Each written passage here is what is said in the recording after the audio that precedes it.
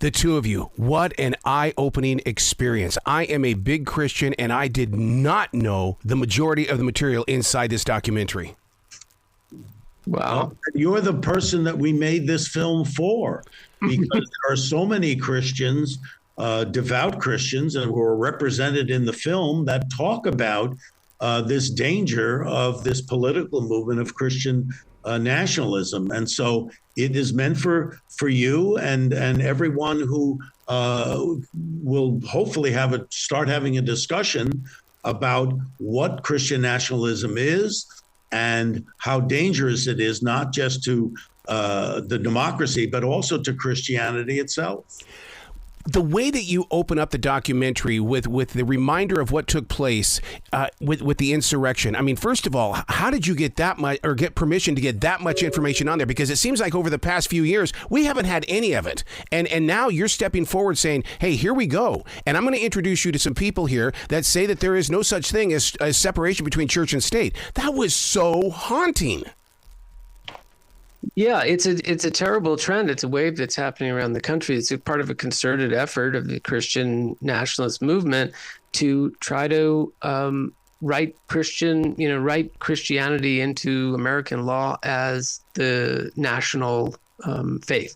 And I think, it's more complicated than that, because it really is. The first thing everybody has to understand is that Christian nationalism is not itself Christian.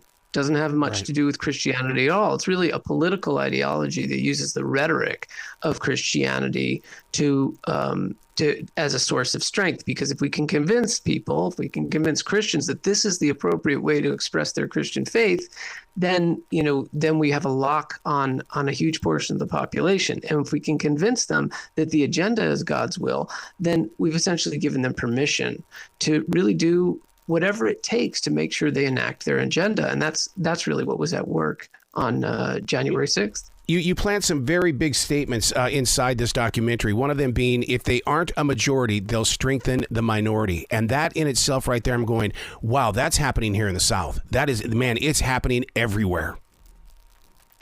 Yeah, the majority of American Christians, don't want to be Christian nationalists. They don't even necessarily believe in this agenda. But it is when you can create such a tight devotion of a very small but very concentrated voting bloc, and you can be very effective. It's a very highly organized, well-financed operation. You can be highly effective at activating those voters in a country where the other portion of the electorate is not that focused on these issues and is not that focused on the vote.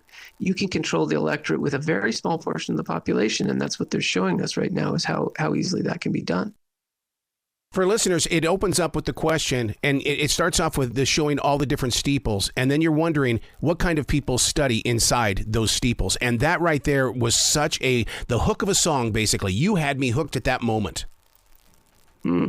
Yeah, well, that's what we try to answer in the film, which is are the people who are devout Christians, who are of honest faith and go to church and pray and believe in the teachings of Jesus, are those the people that are in these churches, or are there people who are being swayed by a political movement and swept up by a political movement that goes very far afield from the teachings of Jesus? Who are the people in the church? And it turns out there's both, but this very strong movement is pulling many Christians away from the teachings of their faith. Yeah.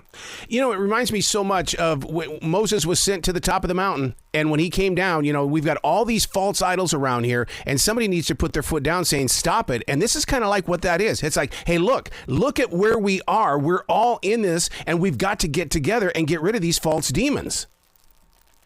Definitely. One of the goals of the film, I would say, is definitely to, I think we've lost our way a little bit as a country politically. I think that we need to get back to sort of core principles. And I think that's true both core American principles, really want to reconnect people to the virtue, a celebration of the separation of church and state. This is an American innovation. And what it's done is it's allowed religion to flourish in the United States. the separation of church and state is good for religion.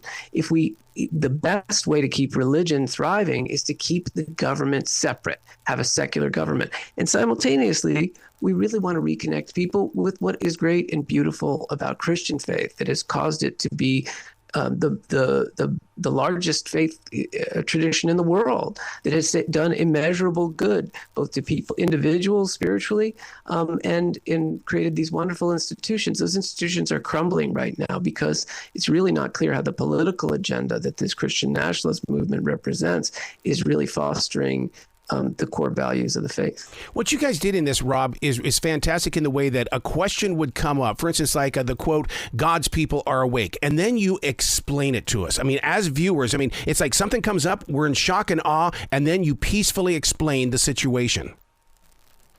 Yeah, and we have some of the most respected, devout, conservative Christians who are, as I say, respected in the community, talking about that.